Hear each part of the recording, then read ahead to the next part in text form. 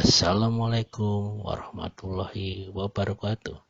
Hai anak-anak semua, pada pagi hari ini kita akan belajar tema 2, subtema 2, pembelajaran ke-1.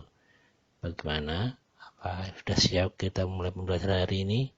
Kalau sudah siap, mari kita mulai pembelajaran hari ini. Nah, anak-anak, tujuan pembelajaran pada tema 2, subtema 2, pembelajaran pertama bisa kalian lihat di depan kalian. Coba kalian amati gambar di depan kalian. Apa yang terjadi kepada ketiga anak tersebut? Ketika anak tersebut berjalan di trotoar, mereka menghirup udara yang kotor. Kenapa udara bisa kotor? Itu dikarenakan banyak kendaraan bermotor, sehingga udara yang mereka hirup tidak bersih, karena udara tersebut mengandung karbon yang dikeluarkan dari asap kendaraan bermotor. Tentunya udara ini tidak bagus untuk pernapasan. Nah, sekarang bandingkan gambar yang tadi dengan gambar ini. Pada gambar ini, udara yang mereka hirup adalah udara yang bersih. Udara yang bersih banyak mengandung oksigen dan baik untuk pernapasan. Karena udara yang bersih tidak mengandung zat racun atau bibit penyakit. Sedangkan jika udara kotor yang kita hirup, maka pernapasan kita akan terganggu.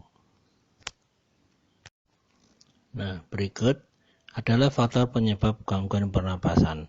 Yang pertama, faktor fisik. Yang kedua, faktor penyakit. Dan yang ketiga adalah faktor lingkungan. Ketiga faktor ini adalah penyebab gangguan pernapasan pada manusia. Sekarang kita bahas faktor yang fisik. Apa yang dimaksud faktor fisik? Faktor fisik merupakan faktor kelainan organ pernapasan yang terjadi sejak orang itu lahir, sehingga menyebabkan gangguan pernapasan. Jadi, sudah ada gangguan pernapasan sejak lahir, maka itu yang disebut faktor fisik. Yang kedua yaitu faktor penyakit. Penyakit yang menyerang manusia dan menyebabkan gangguan pernapasan. Di sini pertama ada penyakit influenza.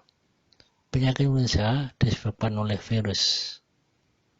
Ada juga penyakit tuberkulosis yang biasa kita sebut TBC.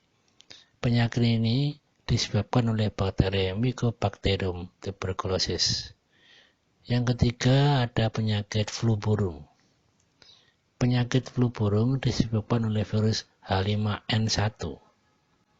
Selanjutnya ada penyakit bronkitis. Ini disebabkan peradangan pada bronkus karena virus. Selanjutnya ada penyakit pneumonia.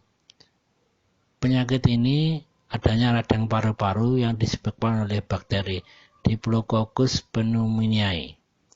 Selanjutnya ada juga penyakit COVID-19 atau yang biasa disebut penyakit corona. Penyakit ini disebabkan oleh virus. Selanjutnya ada penyakit asma. Penyakit ini disebabkan oleh penyempitan saluran pernapasan. Ada juga penyakit kanker paru-paru. Penyakit kanker paru-paru adanya pertumbuhan sel tak terkendali dalam paru-paru manusia. Ini adalah contoh penyakit yang menyebabkan gangguan pernapasan pada manusia. Tapi masih banyak contoh yang lain yang bisa menyerang gangguan pernapasan. Selanjutnya ada faktor lingkungan. Nah, faktor lingkungan ini bisa menyebabkan gangguan pernapasan. Contohnya asap dari kendaraan, lihat di sini, kendaraan yang mengeluarkan asap dari pabrik, dan juga asap rokok. itu dapat mencemari udara. Kalau udara tercemar, menyebabkan ketersediaan oksigen di lingkungan tersebut menipis sehingga kita merasa sesak saat bernapas. Tentunya akan lain ya rasanya bila kita berada di lingkungan yang sangat banyak kendaraan bermotor dengan lingkungan yang di situ banyak pohon dan sedikit kendaraan. Akan terasa lebih segar lingkungan yang banyak pohon dan sedikit kendaraan, contohnya di pedesaan.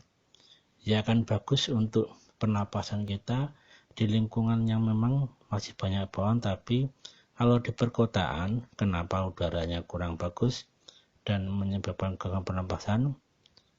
Karena banyak sekali asap kendaraan, asap pabrik, asap rokok itu sudah mencemari udara, sehingga oksigennya sudah menipis. Terasa sesak ketika bernapas. Nah, sekarang kita akan masuk mencari informasi dari sebuah teks. Sebuah teks mengandung beragam informasi dan untuk mendapatkan informasi penting, kita juga dapat membuat pengelompokan untuk setiap pertanyaan. Nah, di sini ada kata tanya untuk mendapatkan informasi. Yang pertama, kata tanya apa? Ini menunjukkan penjelasan mengenai suatu hal atau benda.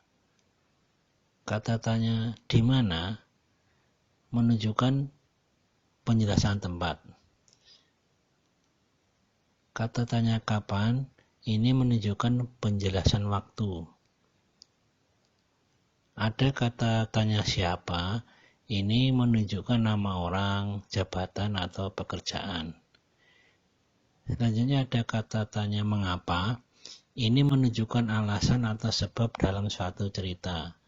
Selanjutnya ada kata tanya bagaimana, ini menunjukkan keterangan cara atau proses atau penjelasan ciri-ciri.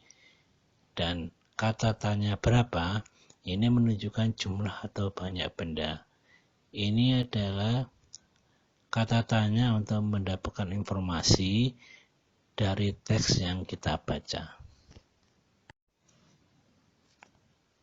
Coba sekarang, ini ada sebuah teks yang berjudul pernapasan ikan. Nah, dibaca dulu teksnya di sini. Pernapasan ikan. Ikan merupakan salah satu hewan yang hidup di air. Ikan bernapas menggunakan insang. Pada pernapasan ikan, mula-mula insang dalam keadaan tertutup. Air yang mengandung oksigen akan masuk melalui mulut ikan. Lalu, mulut ikan tertutup dan air akan mengalir ke bagian insang yang terbuka.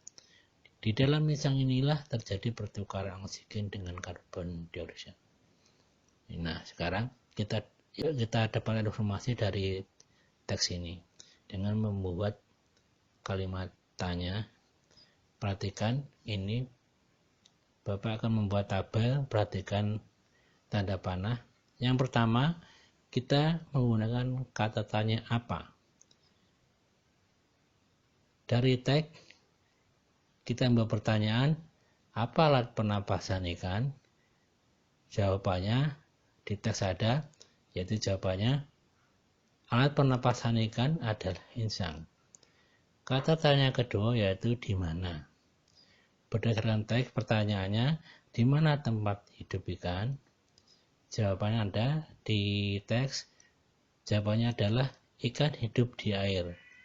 Yang ketiga, kita masih menggunakan kata tanya di mana. Berdasarkan teks, pertanyaannya yang kita buat yaitu di mana terjadinya pertukaran oksigen dan karbon dioksida pada ikan. Jawaban pada teks, terjadinya pertukaran oksigen dan karbon dioksida pada ikan adalah di insang. Kata tanya keempat yaitu bagaimana.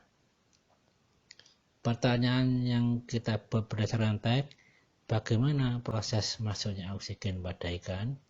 Jawaban ada pada teks, mula-mula air masuk melalui mulut ikan.